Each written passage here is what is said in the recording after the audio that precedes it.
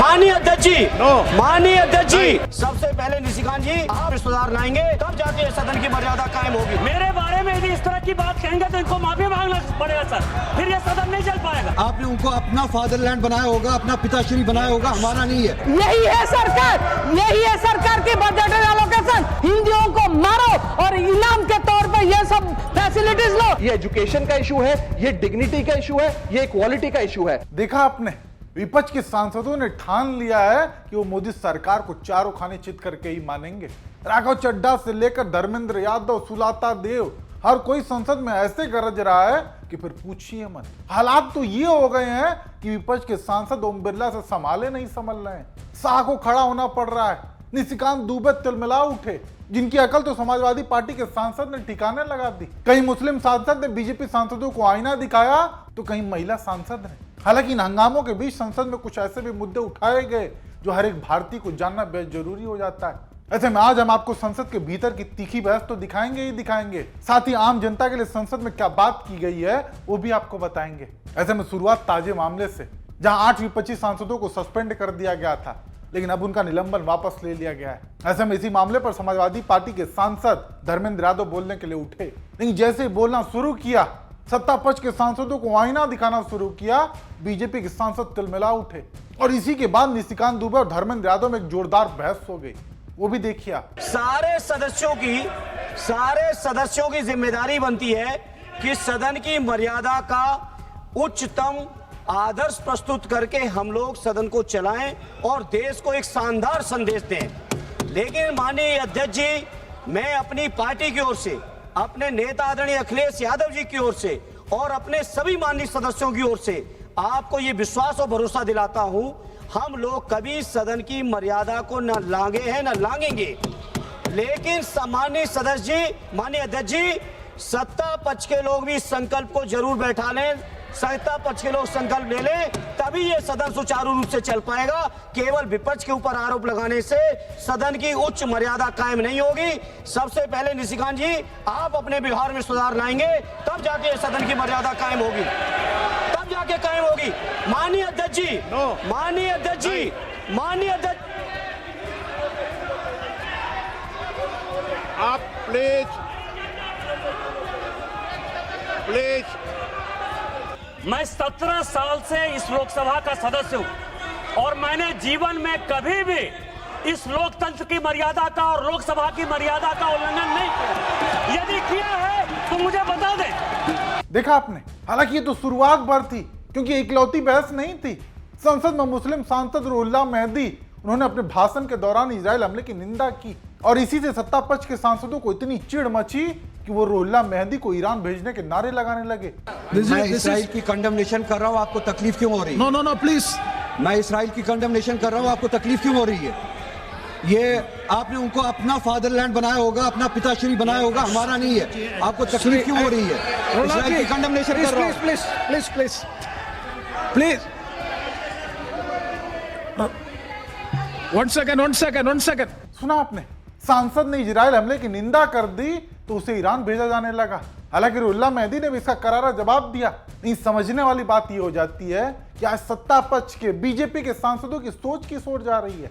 खैर, इसी बीच एक महिला सांसद ने भी मोदी सरकार को बखूबी आईना दिखाया, वो भी गैस किल्लत वाले मामले पर, जहां अपने देश में एलपीजी का संकट गहराया हुआ है और दूसरी तरफ सरकार बांग्लादेश को सस्ते दामों पर तेल पहुंचा रही है। देखिए, ये जो सरकार है ये 2016 से हम लोगों को लाइन में खड़ा कर रखे हैं। जब डिमोनेटाइजेशन हुआ तब हम लोग लाइन में खड़े थे, कोविड के टाइम में हम लाइन में खड़े हैं, फर्टिलाइजर यूरिया नहीं मिलता लाइन में खड़े हैं, और आज गैस नहीं मिल रहा लाइन में ही खड़े हैं। कब तक लाइन में खड़े रहेंगे? कब तक लाइन में खड़े रहेंगे? और एक बात है, जब कोविड हुआ तो थाली पीटने के लिए बोले, आज जब गैस की कैसेट है तब ये वीडियो बहुत वायरल हो रहा है। कम से कम हम लोगों के और ओडिशा के बच्चों को भी थोड़ा सिखा दीजिए कैसे नाली में से, गटर में से गैस निकलता है और थाली के पीछे में से छेद करके हम लोग उसमें कुकिंग कर सकते हैं। कम से कम जो लोग हैं ना, उन लोगों को खाने के लिए ठीक से मिल जाए, जो लोग लाइन में खड़े हैं। जो माँ बच्चों को पकड़ के लाइन में खड़े हैं, कैसे होगा? और एक बात है, मैं बजट में भी बोली थी, आपने 60 करोड़ क्यों दिए बांग्लादेश को? आज हमारे यहाँ पर स्कैर्सिटी है, गैस की स्कैर्सिटी है, तेल हम लोगों को कहां 90 कहां 100 में मिलता है, मगर हम बांग्लादेश को क्यों 5000 टन का डीजल दिया है? क्यों दिया है ये हम पूछना चाहते हैं। 51 रुपीस में कितना भी चिल्लाइए, सच को दबा नहीं सकते। सुलाता देव के आगे बीजेपी सांसदों की बोलती बंद हो चुकी थी, जवाब के बजाय हंगामे का माहौल बनाया गया। हालांकि इन हंगामों के बीच राज्यसभा में सांसद राघव चड्ढा ने एक ऐसा मुद्दा उठाया जिसके बाद वो एक बार फिर से चर्चा में आ चुके हैं। अब तक राघव चड्ढा ने जहां डिलीवरी बॉय की समस्याओं को सदन में उठाने का काम किया था, वहीं अब उन्होंने महिलाओं से जुड़ा हुआ एक अहम मुद्दा उठाया जिसको लेकर आज हर एक नागरिक को जागरूक होने की बेहद जरूरत है। सर, हम एक ऐसे देश में रहते हैं जहां शराब और सिगरेट तो खुलेआम बेची जाते हैं, लेकिन सैनिटरी पैड को अखबार में लपेट के दिया जाता है जैसे कि आप कोई इलीगल प्रोडक्ट खरीद रहे हो या इलीगल प्रोडक्ट का एक्सेस पा रहे हो। पीरियड नेचुरल है, लेकिन स्टिग्मा उसके अराउंड जो है वो अननेचुरल है। साइंस नेचुरल है, लेकिन उसके अराउंड साइलेंस अननेचुरल है। मेंस्ट्रुएशन बायोलॉजी है, लेकिन इस प्रकार की सोच जो मिसोजिनी है वो एक आइडियोलॉजी है सर। और मैं इससे संबंधित 5 विषय उठाना चाहता हूं जो इस बिल में शामिल किए जाएं। मेरा पहला मुद्दा है कि मेंस्ट्रुअल हेल्थ और हाइजीन एक विमेन्स इशू नहीं, एक पब्लिक हेल्थ का मैटर है। सर, एक सर्वे बताता है कि मेंस्ट्रुअल हाइजीन के चलते लगभग 91.7% महिलाएं किसी न किसी प्रकार की एक बीमारी का शिकार होती हैं, जिसके चलते वे डॉक्टर के पास नहीं जा पाती हैं क्योंकि एक सोशल स्टिग्मा इसके अराउंड अटैच कर दिया गया है और फीमेल डॉक्टर्स की कमी रहती है। सर, पीरियड और मेंस्ट्रुअल साइकिल के चलते 3 प्रकार की बीमारियां महिलाओं में देखी जाती है। पहली है रिप्रोडक्टिव ट्रैक्ट इंफेक्शंस, दूसरी है increased risk of cervical cancer, और थर्ड है सर यूरिनरी ट्रैक्ट इंफेक्शंस। इन इंफेक्शंस को ना असेस किया जाता है और ना इन बीमारियों का इलाज किया जाता है क्योंकि ये एक सोशल टैबू और स्टिग्मा हमारे देश में बन गया है। 2024 की NIH का स्टडी बताती है सर कि 16 राज्यों में जब सर्वे किया गया तो उसमें पाया गया कि 14.3% of the girls sought treatment from health professionals for menstrual problems, यानी कि 100 में से मात्र 14 लड़कियां ही, बच्चियां ही डॉक्टर या अस्पताल जा सकी क्योंकि वे राघव जी बहुत इंपॉर्टेंट चीज आप बोल रहे हैं जी। पर इसे बिल से जोड़कर बिल है, मैं सर इसमें अभी आने वाले समय में रिकमेंडेशंस दूंगा, मैं एक एक करके आ रहा हूं, मैं बिल्कुल जोड़ूंगा, बिल्कुल। मैं भली भांति जानता हूं क्या विषय है सर बिल का, अब चिंता ना करें, मैं जोड़ूंगा। इसी के साथ साथ सर 3-4 प्रकार की अहम बीमारियां हैं जो मेंस्ट्रुअल साइकिल जो महिलाएं जिस दौर से गुजर रही होती हैं उनमें देखी जाती है, जैसे कि एंडोमेट्रियोसिस, PMDD, PCOS, और ये तमाम बीमारियां अनडायग्नोज रह जाती हैं क्योंकि इनसफिशिएंट क्लिनिकल ट्रेनिंग है और इसे एक टैबू माना गया है। दूसरा विषय है सर, ये विमेन्स इशू नहीं बल्कि एक एजुकेशन का इशू है जिसके चलते 60% बेटियां अपने पीरियड्स के दौरान स्कूल से एब्सेंट हो जाती हैं या स्कूल छोड़ने पर मजबूर हो जाती है, और खास तौर पे ये रूरल एरियाज के स्कूल्स में देखा जाता है। सर, टॉयलेट होना एक चीज है लेकिन यूजेबल टॉयलेट होना एक और चीज है, इसमें बहुत फर्क है। और यदि टॉयलेट में पानी नहीं, प्राइवेसी नहीं, सोप नहीं, डिस्पोजेबल बिन नहीं और सैनिटरी पैड्स नहीं, तो वो टॉयलेट नहीं, मात्र एक कमरा है। इसी के चलते मैं कहना चाहता हूं कि सैनिटरी इंफ्रास्ट्रक्चर फैसिलिटी का जो गैप है ये एक इंफ्रा गैप नहीं है, ये डायरेक्टली हमारी बेटियों की एजुकेशन से लिंक्ड है। थर्ड प्रॉब्लम है सर कि ये विषय विमेन्स इशू नहीं बल्कि एक डिग्निटी का इशू हमारे देश में बन गया है। Sir, everyday we see realities and cultural stigmas, और मैं कुछ स्टैटिस्टिक्स के आधार पे आपको बताना चाहता हूं कि डीप रूटेड कल्चरल टैबूज और रिलीजियस नोशंस के चलते जो महिलाएं अपने पीरियड से गुजर रही होती है उन्हें एक इम्प्योर या अशुद्ध कहकर किनारे कर दिया जाता है, उन्हें किचन में प्रवेश नहीं करने दिया जाता, बहुत जगहों पे उन्हें सामाजिक फंक्शंस में नहीं आने दिया जाता है। और 33% ऑफ द विमेन, एक सर्वे के मुताबिक उन्होंने यह रिपोर्ट किया that they had no knowledge about menstruation before their first period arrived. यानी कि 1/3 महिलाएं ऐसी हैं जिन्हें अपने पीरियड के बारे में जानकारी भी नहीं थी कि ऐसी कोई चीज होती है, क्योंकि लैक ऑफ एजुकेशन है, एक सोशल टैबू है, एक स्टिग्मा है। 28% महिलाओं ने यह कहा एक सर्वे में कि वे आइसोलेटेड महसूस करती हैं मेंस्ट्रुएशन के दौरान, reflecting practices of temporary exclusion with in their households.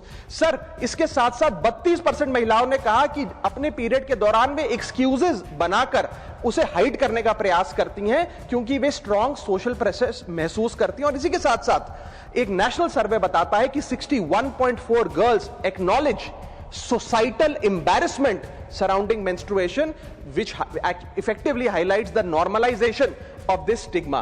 Sir, ये एक बायोलॉजिकल रियलिटी है जिसे हम लोगों ने एक सोशल शेम में तब्दील कर दिया है और साइंस को साइलेंस का विषय बना दिया है। सर, आज मुझे लगता है कि स्थिति ऐसे बन गई है कि मेंस्ट्रुएशन बायोलॉजी से ज्यादा मोरालिटी का विषय बनता जा रहा है। मेरा चौथा पॉइंट है, ये विमेंस इशू नहीं, अफोर्डेबिलिटी का इश्यूज है। सर, सरकार ने एक अच्छा कदम ये उठाया कि सैनिटरी नैपकिंस पर जीएसटी समाप्त कर दिया ताकि सैनिटरी नैपकिंस को अफोर्डेबल बनाया जाए। लेकिन इसके साथ साथ कई इस प्रकार के मेंस्ट्रुअल प्रोडक्ट्स हैं जैसे कि टैम्पॉन्स, मेंस्ट्रुअल कप्स एटसेट्रा, जिन पर आज भी जीएसटी लगता है। और इसके साथ साथ सैनिटरी नैपकिन्स और इन प्रोडक्ट्स को बनाने में जो रॉ मटेरियल यूज होता है जैसे कि एब्जॉर्बेंट पॉलीमर्स, टिश्यूज, ग्लूज और नॉन वोवन फैब्रिक, इन सब पर आज भी जीएसटी लगता है, जो मुझे लगता है समाप्त होना चाहिए।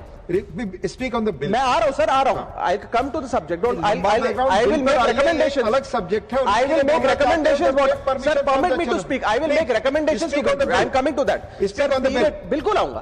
पीरियड पावर्टी एक वास्तविकता है सर, और उस पीरियड पावर्टी से मेरा मतलब है कि क्योंकि मेंस्ट्रुअल हाइजीन से रिलेटेड जो प्रोडक्ट्स हैं वो बाजार में इतने महंगे मिलते हैं, ऑन एन एवरेज एक महिला को 300 से 500 रुपए महीने अपनी मेंस्ट्रुअल हाइजीन पे खर्च करना पड़ता है, which is twice the minimum daily wage in India, and as a result only 36% of 35 crore Indian women use hygienic period products. जो बोलेंगे बिल पर कोई जाएगा, आप एक क्यों रोक रहे हैं सर? इतना इंपॉर्टेंट विषय पे बात कर रहा हूं। बिल मैं आ रहा हूं सर, मेरे को बोलने, मेरा ये काम है आपको बताना। बिल पर मैंने बोलिए। सुन लिया सर, मैं बिल्कुल आ रहा हूं अगेन आप आ रहे हैं, मैं बहुत देर से सुन रहा हूं। The protection of Sir, I want to, sexual offenses I want all these to be included in this bill.